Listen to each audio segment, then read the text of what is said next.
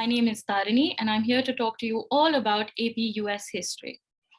All right, so the first thing you must know is that whenever we look at any history-based AP, be it US history or world history, it is not limited to dates. So contrary to popular belief, history is not only about dates. It is a lot more than that.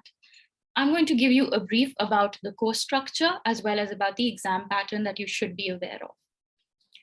All right, so I have here a presentation with me that will give you a good glimpse into what is it that you're signing up for in case you plan to opt for this. So why does one learn history to begin with? The country that you're planning to go to pursue your higher education, you should know exactly or a bit about how it came into being in the first place. So the course deals with that. And it is a lot more than that. Let's look at the test before we talk about the exact elements within the course. The test format is quite simple. First of all, like all APs, it is divided into two. You have the MCQs, and then you have the second section, which are the FRQs, or the free response questions. In the first set, you have 55 multiple choice based questions, wherein you get 55 minutes to answer, making it 1 minute per question. Now, the weightage here is 40%. So please understand that in comparison to other MCQs, the difference in AP US history MCQs is that here you don't get a direct question. Instead, you have some sort of evidence that is presented, and then you need to answer the question on the basis of either a quote or the other evidence presented. So this can come in a set of 3 to 4 questions from one passage, one paragraph, one speech, a portion of the speech, etc. This is what makes it different. All right, now the second part, which is the most crucial part of the test, is the free response question. Here, the free response questions are divided into 3 different types of questions. The first is 4 short answer questions. Here you get 50 minutes, you have 20% as the weightage here. Now you need to understand that in the short answer type questions, you cannot beat around the bush. You need to make sure that your answer is concise, it is precise, and it is to the point, okay? The second, which is the tougher among the different 3 FRQs, is the document-based question. There is a particular format for this question. So let me give you a bit of a brief about it. You get 1 question and about 6 to 7 documents. The documents could be in the form of a presidential speech, an image, a map, any visual source is presented, or a written source of primary nature or secondary nature. Both of these can be presented to you. So about 6 to 7 sources, 1 question, and you need to make sure that your answer ties up all of these evidences in a proper format.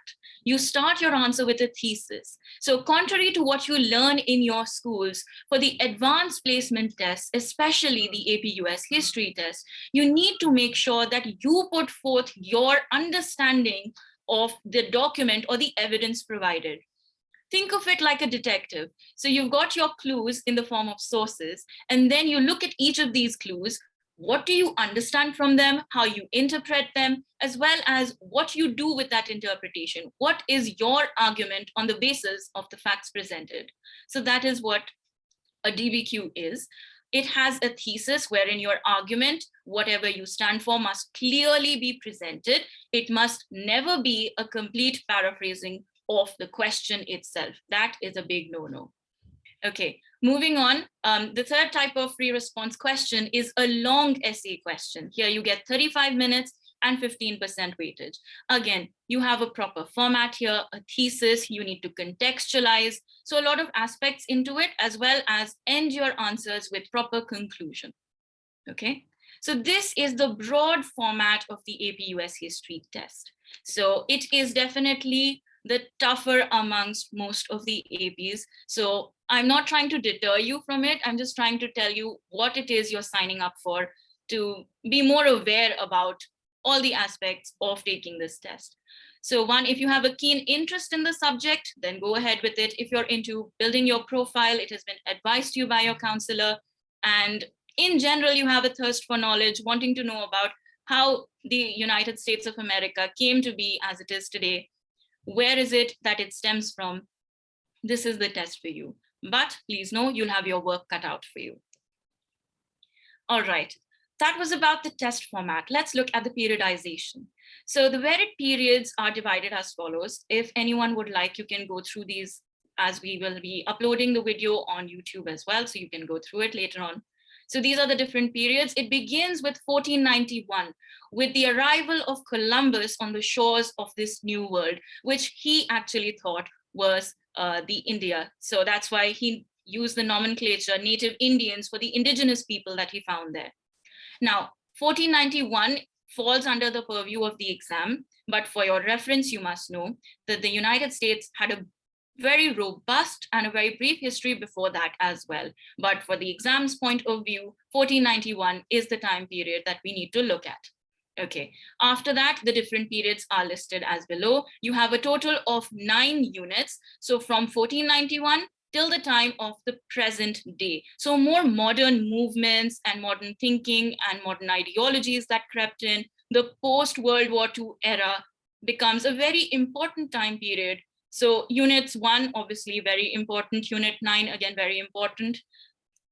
On the next page here, I have the exam weightage for each of these. So please go through this very carefully.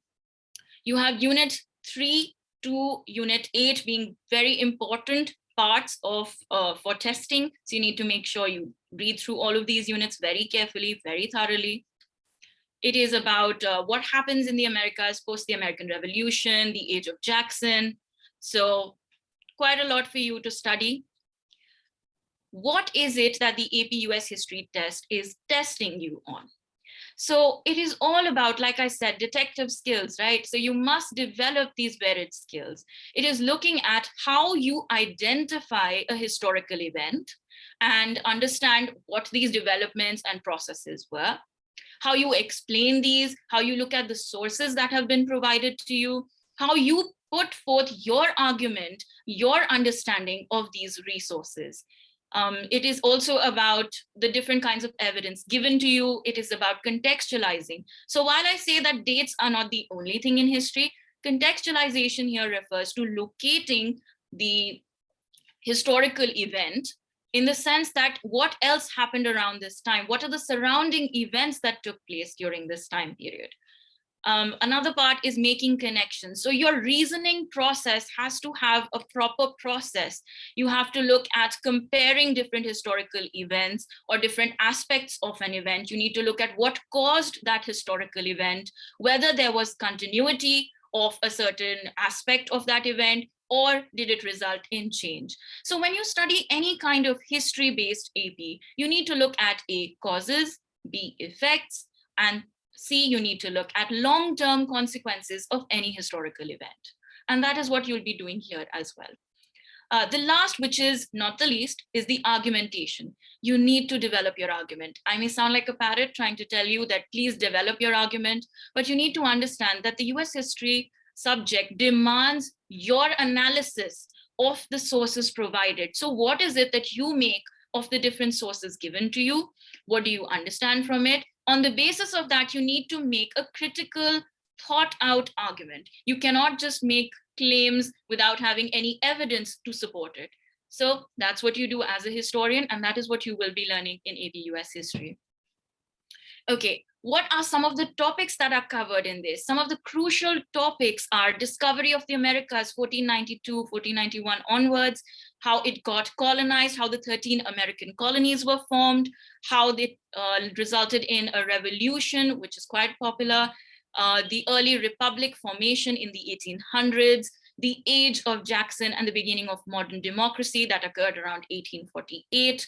What happened after that was the Civil War that broke out in the Americas. You have the period of Reconstruction, the Gilded Age. As you read more and more about it, you'll become more familiar with these terms, but these are certain terms that I believe that you should be well aware of. You have the Progressive Era, and then you have America's rise to a world power and how it took over in World War I. Then the post-war period, you have the Great Depression of the 1929 and 1930s period. Then you have World War II because of the rise of fascism, as well as the post-war time period when you have Cold War, latter presidencies, varied movements, the youth movement, cultural movements, varied others. So this just gives you a broad idea of what you're getting yourself into. Okay, let's look at what are the sources you can use to study. So one, obviously, you can go in for tutoring. And for history, if you have no base in history, you would essentially require tutoring for it. Other than that, if there are certain books you need to look for, Princeton and Barron's, of course, but one major source that I would suggest is the AMSCO book. It's very well laid out, each topic covered very well. You have questions, you have a variety of questions, you have a variety of FRQs as well. So the AMSCO book, highly recommended. And then you also have Princeton and Barron's for practice. So this is what you need to be looking at when studying US history for the APs. It is not as easy as it sounds that it's just history. No, just because it is from the humanities stream and STEM subjects are considered tougher. However, US history requires a lot of critical thinking and analysis on your behalf. So only if you're keenly interested in the subject and only if you can plan out your prep properly should you go in for such a subject. Make sure you plan your prep very well. So at least 3 to 4 months in advance. Right now you're thinking your test is in May, so you have enough time. But if you don't start now, you won't be able to do well, because as you've seen, there is quite a lot of ground to be covered. You have 9 units that have a lot of information. So number one, my point is make sure that you plan your prep properly. Start now, go through all the units, start studying, start reading up, start making notes. It'll really help you. Make sure you underline what are the important sources of information that you're using, be it a presidential speech, be it a document like the Constitution of the Americas, etc. So that is one tip I would like to say. Plan your prep carefully and make sure you start early.